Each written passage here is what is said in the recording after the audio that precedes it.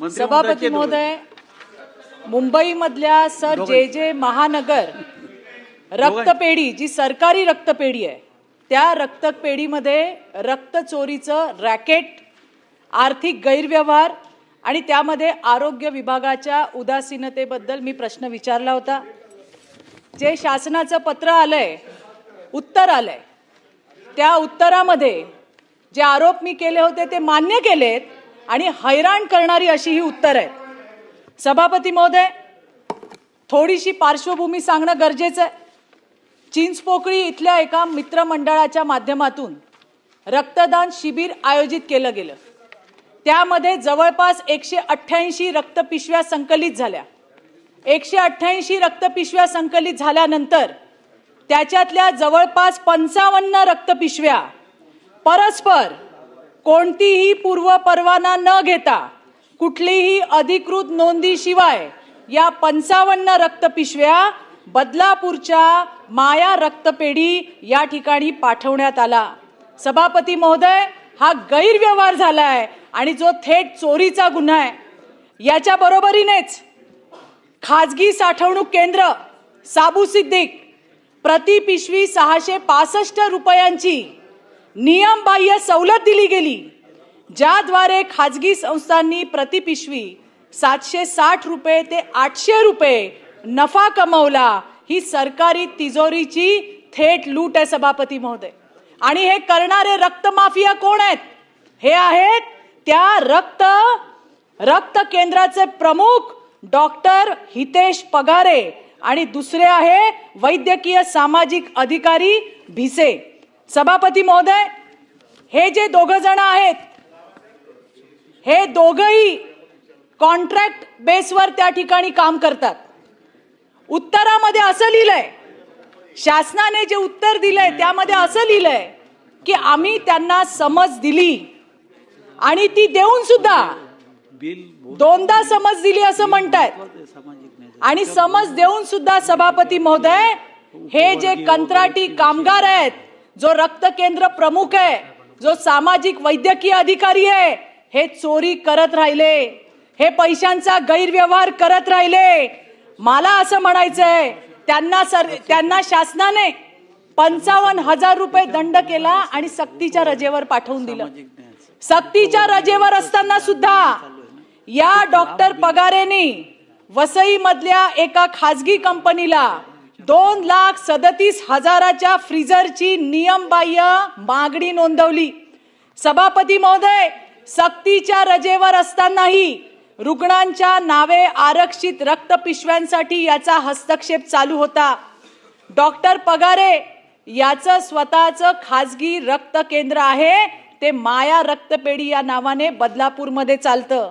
त्या ठिकाणी जे महानगरच्या सगळ्या शासकीय रक्त केंद्रातील कर्मचारी, माझ्याकडे फोटो आहेत तुम्हाला पाठवते, कन्झ्युमेबल गाडीचा वापर ते करत होते।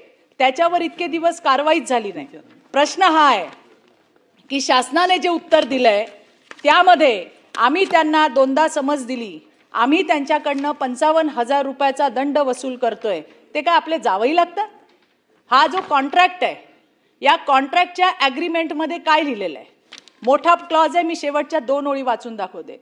If the contractual employee is guilty of personal insobriety, the said SBTC may terminate the contract without any notice. अशा वेळेला या कॉन्ट्रॅक्ट मध्ये जर लिहिलेलं आहे की कुठलीही पूर्वसूचना न देता ज्यांनी गैरव्यवहार केलाय, ज्यांनी सरकारी रक्त खाजगी रक्तपेढ्यांना त्या ठिकाणी विकलंय, पैशांचा अपहार केलाय, त्यांना आपण आणखीन किती मागणी आहे की यामध्ये डॉक्टर हितेश पगारे आणि वैद्यकीय सामाजिक अधिकारी भिसे यांच्यावर तात्काळ फौजदारी गुन्हा दाखल झाला पाहिजे। पैशांचा अपहार त्यांनी केलाय, सरकारी रक्त त्यांनी चोरलंय, त्याचे सगळे प्रूफ हे मी आपल्याकडे देते। त्यांनी लिहिलंय की कोणाची तक्रार नाहीये, माझ्याकडे पत्र आहे। कल्पना क्षीरसागर यांनी अनेक कर्मचाऱ्यांचा मानसिक छळ केल्याची तक्रार दिली होती, पण या अनागोंदीची तक्रार SBTC कडे केली पण दखल करण्यात आली नाही. हे ते पत्र आपल्याकडे सबमिट करते. सभापती महोदय, अत्यंत महत्वाचं, डोनर कार्ड जे दिले जातात, ज्या रक्ताच्या पिशव्या गुल करायच्या आहेत त्या डोनर कार्ड वरती बारकोडच नाहीये. त्याची सुद्धा कॉपी मी आपल्याला पाठवते. ह्या गुल करणाऱ्या पिशव्या सभापती महोदय, याच्यावरती बारकोड नाही. सभापती महोदय, या बघा, त्या जे महानगर रक्तपेढीच्या नाही, थोडंसं मला बोलावं लागेल. हे बारकोड असलेल्या रिसिप्ट मी तुम्हाला दाखवते. सभापती महोदय, पैसे मागितले जातात. मी राहते परळमध्ये, मी 26 वर्ष राहिली आहे. मला माहिती आहे तिथे काय अवस्था आहे. हॉस्पिटल्समध्ये ज्या वेळेला दुर्धर आजारासाठी रक्त त्या ठिकाणी द्यायला पाहिजे तर पैसे असतील तरच रक्त मिळेल अशी उर्मट उत्तरं दिली जातात. सभापती महोदय, सरकारी रक्ताचा खाजगी संस्थांना नफा लाटण्यासाठी वापर केला जातोय. गरीब रुग्णांना मोफत रक्त नाकारून त्यांची आर्थिक लूट केली जाते.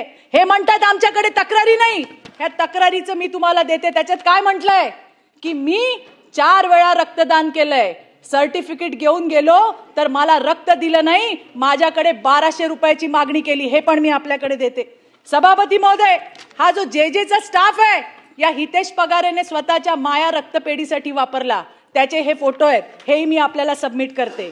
त्याचबरोबरीने यातून जे मधून माया रक्तपेढीमध्ये ज्या रक्ताच्या पिशव्या नेण्यात आल्या त्याचे फोटो मी आपल्याकडे सबमिट करते. सभापती महोदय, गेली 10 वर्ष याचं ऑडिटच झालेलं नाहीये आणि त्याच्यामुळे ऑडिट न झाल्यामुळे या ठिकाणी या रक्त माफियांचं त्या ठिकाणी फावलेलं आहे. सभापती महोदय, रक्तपेढी, माझे प्रश्न, रक्तपेढी चालू झाल्यापासून आतापर्यंत खरेदी केलेल्या रक्तपिशव्या, वापरलेल्या रक्तपिशव्या, रुग्णांना जारी केलेल्या रक्तपिशव्या, नष्ट केलेल्या रक्तपिशव्या, याचं ऑडिट का अजूनपर्यंत करण्यात आलं नाही. सभापती महोदय, SBTC डॉक्टर अरुण थोरात 31 मार्च 2022 चे हे एकमेव शेवटचे पूर्ण वेळ त्या ठिकाणी सहाय्यक संचालक होते. आता त्याच्यानंतर 2-3 विभागाचा भार असलेला म्हणजे ऍडिशनल चार्ज देणारे अधिकारी त्या ठिकाणी गेले आणि त्यामुळे या कामाला न्याय मिळाला नाही. त्यामुळे पूर्ण वेळ अशा पद्धतीची नियुक्ती कधी केली जाणार आहे, ती तात्काळ केली जावी, ही माझी त्या ठिकाणी मागणी आहे.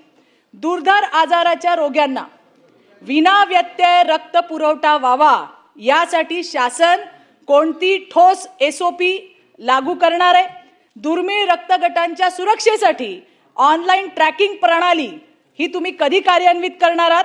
सभापती महोदय, हे प्रश्न तर बरेच आहेत, पण सगळ्यात महत्वाचं, हे जे 2 रक्त माफिया आहेत, एक आहे डॉक्टर हितेश पगारे जो रक्त केंद्राचा प्रमुख आहे, दुसरा आहे भिसे जो वैद्यकीय सामाजिक अधिकारी आहे. त्यांनी आतापर्यंत FDA चे सगळे नियम पायदळीत उडवले. प्रश्न घ्या ना. सभापती महोदय, तेच सांगतेय. किती प्रश्न झाले? पुन्हा सगळ्यात महत्वाचा प्रश्न तर हाच आहे की हे जे दोघं रक्त माफिया आहेत, आपल्या कॉन्ट्रॅक्ट मध्ये नमूद केलेलं आहे, यांना तात्काळ टर्मिनेट करून, फक्त टर्मिनेट नाही, त्यांच्यावर फौजदारी गुन्हे दाखल व्हायला पाहिजे आणि त्यासाठी शासन तात्काळ ही कारवाई करणार का, हा माझा महत्वाचा प्रश्न आहे. सभापती महोदय, सन्माननीय सदस्य चित्राताईंनी जी या ठिकाणी लक्षवेधी मांडलेली अत्यंत गंभीर स्वरूपाची ती लक्षवेधी आहे आणि हे बाब लक्षात आल्यानंतर चौकशी करण्यात आली आणि डॉक्टर हितेश पगारे व डॉक्टर भिसे हे दोघंही त्यामध्ये दोषी आढळून आलेले आहेत आणि त्यांना तात्काळ त्यांची सेवा समाप्त करण्यात येत आहे. सभापती महोदय, त्याचबरोबर त्यांच्यावर फौजदारी गुन्हे देखील दाखल करण्यात येतील आणि चित्राताईंनी जे पूर्ण वेळ अधिकाऱ्याची या ठिकाणी नियुक्ती करण्याबाबत मागणी केलेली आहे, तर आपण सहाय्यक संचालक एक पद सुद्धा ह्या ब्लड बँकेसाठी आपण या ठिकाणी देणार आहोत अध्यक्ष महोदय. आणि यापुढे ट्रॅकिंगसाठी सुद्धा आपण NACO FDA केंद्र शासनाच्या ज्या सूचना आहेत त्यानुसार एक SOP तयार करून कशा पद्धतीने ह्या ब्लड ज्या बॅग्स असतात त्याच्यावरती QR कोड देऊन कसं ट्रॅक करता येईल ह्याबाबत सुद्धा आपण कारवाई करणार आहोत. त्या ठिकाणी अधिकारी नाहीये.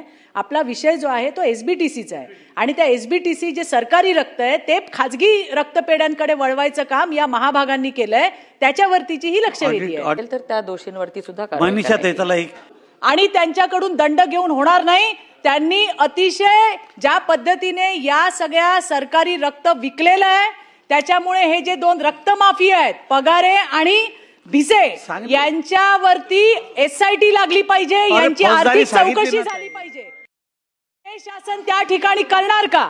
याशिवाय तुम्ही फौजदारी गुन्हे मंत्री महोदय, मी मंत्री महोदयांचे आभार मानते की त्यांनी फौजदारी गुन्हे दाखल करणार, त्यांना तात्काळ टर्मिनेट करणार हे सगळं सांगितलंय. पण सक्तीच्या रजेवर असतानाही त्यांनी त्यांचे नियम त्या ठिकाणी मोडलेत. त्यामुळे अतिरिक्त कारवाई या हितेश पगारेवर होणार का? एक SIT आणि दुसरं अतिरिक्त कारवाई.